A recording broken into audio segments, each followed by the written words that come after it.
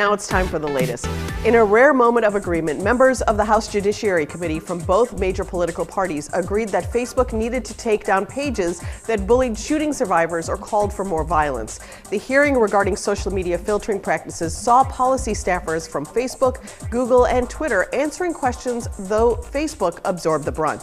The hearing included Republican Representative Steve King asking, what about converting the large behemoth organizations that we're talking about here into public utilities?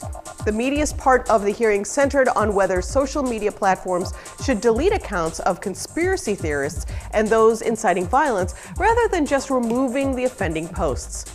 The issue has been a huge pain point for Facebook this week after giving vague answers for why it hasn't deleted known faker Alex Jones's InfoWars page and tweeting that we see pages on both the left and the right pumping out what they consider opinion and analysis, but others call fake news. Facebook's head of global policy management, Monica Bickert, today reiterated that sharing information that is false does not violate our policies. Since 1988, nearly half of the planet's plastic trash, like single-use soda bottles, food wrappers, and plastic bags, has been sent to China, where the material is recycled to make more plastic goods. But China's December 2017 ban on importing the rest of the world's mess, however, has left countries like the U.S. scrambling for what to do with all the extra plastic waste. In the U.S., a lot of it is already piling up in landfills, according to the New York Times. Plastic waste is often in cruddy condition once it reaches the bin.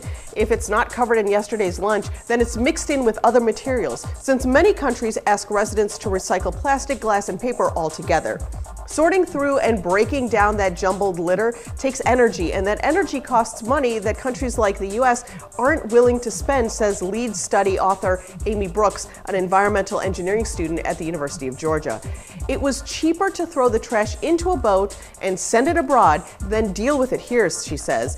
The best option, according to Brooks, is avoiding using single-use items like plastic straws and cups in the first place. Opting for reusable bottles and bags can reduce the amount of plastic trash produced every year. These are really simple things that you can try and do, says Brooks, and I know that people don't feel like they're making a difference when they do that on their own, but when millions of people start doing that, it will absolutely make a difference. So do you think we should try and export our plastic, or could that be a new industry here in the United States? We, until recently, shipped our recycling to China, our plastic recycling to China, because it was less expensive than doing it here. Do you think that that's an opportunity for us to create a new industry here, or do you think that we should continue that kind of practice? I believe that we ought to continue or create an industry here and deal with our own issues. I think that's very true.